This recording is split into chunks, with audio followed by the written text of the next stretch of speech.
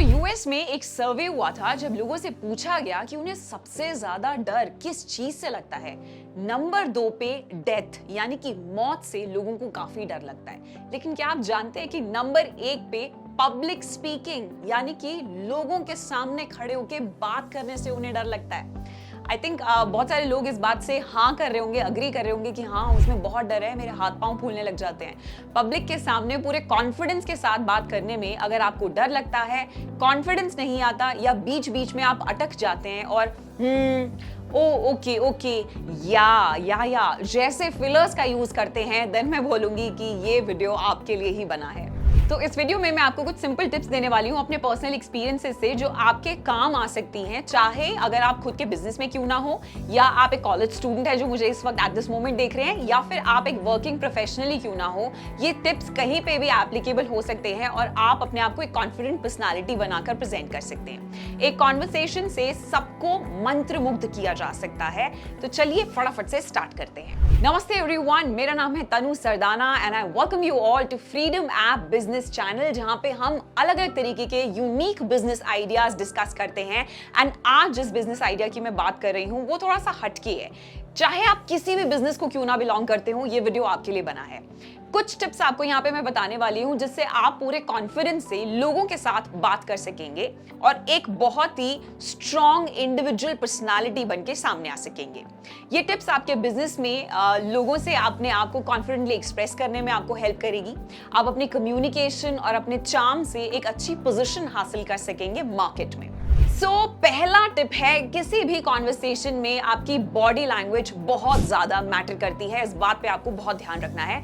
Public में हो, group में हो या फिर इंडिविजुअली अपने फ्रेंड सर्कल में भी अगर आप बैठ के किसी से भी बात कर रहे हो, ये बहुत जरूरी है कि आप हाथों को क्लोज ना रखें। नाउ इमेजिन अगर मैं आपसे ऐसे करके बात कर रही हूँ, इससे कितना बुरा इंप्रेशन पड़ता है। सोचिए, इससे लोगों को ये इंप्रेशन जाता है कि आप उनके टॉपिक से, उनकी एडवाइस से या उनके सजेशन से खुश नहीं है और आप सुनने में इंटरेस्टेड भी नहीं है। और इसी के साथ जरूरी होता है दूसरा पॉइंट फ्रेंड्स, कि आपकी बॉडी लैंग्वेज के साथ आपको बहुत कंफर्टेबल होना चाहिए।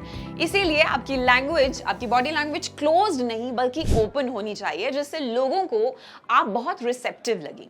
इसीलिए बात करते टाइम आप थोड़ा बहुत हैंड मूवमेंट्स भी करें। आप नोटिस करें, मैं भी थोड़ा सटल तरीके से हाथों को मूव कर रही हूँ। हैंड मूवमेंट्स लोगों को ये इंप्रेशन देते हैं कि आप बहुत ही कॉन्फिडेंट पर्सनालिटी हैं।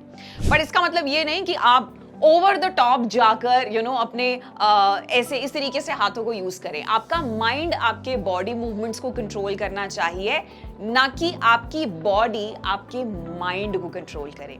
मैक्सिमम लोग बॉडी लैंग्वेज के ऊपर ध्यान ही नहीं देते हैं, वो इस चीज के ऊपर स्ट्रेस ही नहीं देते हैं और इसी की वजह से किसी भी इंटरव्यू के लिए अगर वो जा रहे हैं या फिर किसी प्रेजेंटेशन के लिए अगर वो जा रहे हैं, वो अंडर कॉन्फिडेंट लगते हैं। और ऐसे में आप कितनी ही काम की बात क्यों ना करें, लोग उस पर ध्यान नहीं देंगे और अगर उन्होंने आपके ऊपर ध्यान दिया भी तो उनका अटेंशन स्पैन बहुत लिमिटेड होगा, वो जल्दी से डिस्ट्रैक्ट हो जाएंगे। तो बॉडी लैंग्वेज पे जब आपका कंट्रोल पूरा है, तब साथ में बात आती है फेशियल एक्सप्रेशंस की, जो एक स्माइलिंग फेस होना चाहिए। जब आप अपने बिजनेस के लिए कोई प्रेजेंटेशन लेट्स से आप दे रहे हैं, अपने क्लाइंट्स को एक मीटिंग प्रेजेंट कर रहे हैं या फिर किसी स्ट्रेंजर से मिल रहे हैं जिनसे पहली दफा आप मिल रहे हैं, आप उन्हें जानते नहीं है, तो बहुत ऑब्वियस सी बात है कि उनको आपके ऊपर विश्वास नहीं है क्योंकि आप अजनबी हैं, पहली बार मिल रहे हैं। अब लेकिन जब आप एक स्माइलिंग फेस देखते हैं, उससे इंसान पॉजिटिव लगता है और उसके ऊपर ट्रस्ट किया जा सकता है, ऐसी पॉसिबिलिटी उनके दिमाग में आती है। सो स्माइल करना बहुत ही ज्यादा जरूरी है। एंड आप भी जानते हैं कि हॉस्पिटैलिटी सेक्टर में भी लोगों को बोला जाता है कि स्माइलिंग फेस बहुत इंपॉर्टेंट होता है। फिर एक पॉइंट इंपॉर्टेंट है कि अननेसेसरी क्वेश्चंस की बॉम्बार्डिंग ना करें। बहुत सारे लोगों को लगता है कि सवाल पूछने से ना वो बड़े इंटेलिजेंट साउंड करते हैं, बट ऐसा नहीं है। इस बात को मैं गलत प्रूव करती हूँ by giving you an example, क्योंकि अगर मैं कॉन्टिन्यूअसली हर एक सवाल किए चले जा रही हूँ किसी भी इंसान से, इसका मतलब मैं सोच नहीं रही हूँ। अगर मैं ब्रेक ले रही हूँ, इसका मतलब है कि पहले मैं आपकी बात को सुन रही हूँ, उसके बाद मैं रिएक्ट कर रही हूँ। तो आपको भी पहले सामने वाले की बात को समझना है, टाइम लेना है और फिर रिएक्ट करना है। इसीलिए लोग इंपॉर्टेंस उन लोगों को नहीं देते हैं जो बहुत ही ज्यादा क्वेश्चंस पूछते हैं। और इससे ही आता है मेरा नेक्स्ट पॉइंट कि आपको एक अच्छा लिसनर भी बनना पड़ेगा। बहुत जरूरी है, जो चीज आपके हर एरिया में आपकी मदद करेगी, कि लिसनर अच्छा बनना पड़ेगा। जो इंसान सुनते हैं वही समझते भी हैं और ऐसे लोग ही कॉन्फिडेंट दिखते हैं और सिर्फ दिखते नहीं है, एक्चुअली में कॉन्फिडेंट होते भी हैं। पब्लिक स्पीकिंग में जब आप अपने लोगों को समझ जाएंगे तभी आप उनके साथ इंटरैक्ट कर पाएंगे। इसीलिए बहुत जरूरी है कि आप उनके साथ पेशेंट रहें, पहले उनकी बात को सुने। एक अच्छे लिसनर के पास काफी ज्यादा इंफॉर्मेशन होती है जिसको वो यूटिलाइज कर सकता है अपनी बात करने में।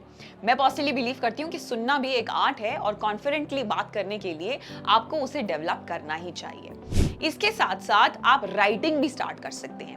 आप बोलते बोलते अगर अटक जाते हैं या कोई सेंटेंस अगर कंप्लीट नहीं कर पाते हैं तो I will give you a tip कि आप लिखना स्टार्ट करें। क्योंकि क्या होता है कि हमारा जो ब्रेन है वो बहुत फास्ट स्पीड में सोचता है। एक थॉट से दूसरी थॉट से फिर तीसरी थॉट से मल्टीपल थॉट्स बार बार दिमाग में आती रहती हैं। लेकिन अगर आप वही चीज को बोलने की कोशिश करो तो उसमें अटकना बहुत पॉसिबल है। बहुत बड़ी प्रॉब्लम होती है काफी लोगों के लिए और इसीलिए एक सेंटेंस को कंप्लीट भी नहीं करते कि दूसरे पे जंप कर जाते हैं।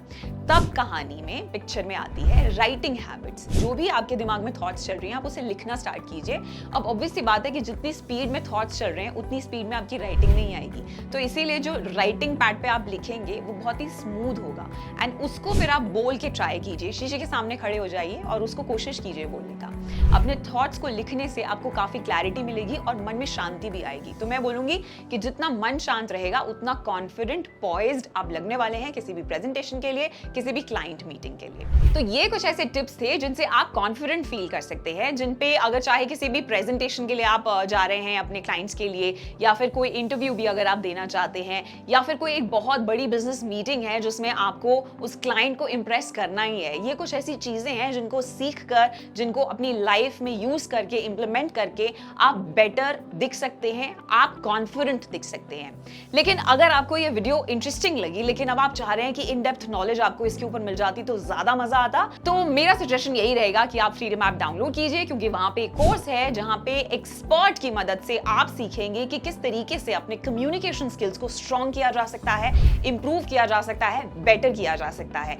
लोगों की साइकी समझकर आप उनसे बात करना सीख सकते हैं इस कोर्स के अंदर। इनफैक्ट जब आप कोर्स कंप्लीट करेंगे तो आपको एक सर्टिफिकेशन भी मिलेगा और साथ साथ बहुत सारा कॉन्फिडेंस भी मिलने वाला है पब्लिक में जाकर कॉन्फिडेंटली अपनी पर्सनालिटी को शाइन करने के लिए। तो सोचिए मत, फटाफट से जाके फ्रीडम ऐप डाउनलोड कीजिए, बिकॉज हम इंडिया का नंबर 1 लाइवलीहुड प्लेटफॉर्म है जिन्होंने बहुत सारे लोगों की लाइफ चेंज की है और नेक्स्ट इंसान आप भी हो सकते हैं। एंड जाते जाते मेरी इस वीडियो को लाइक जरूर कीजिए, अपने फ्रेंड्स एंड फैमिली के साथ शेयर करना मत भूलिए। I shall see you next time, till then take care.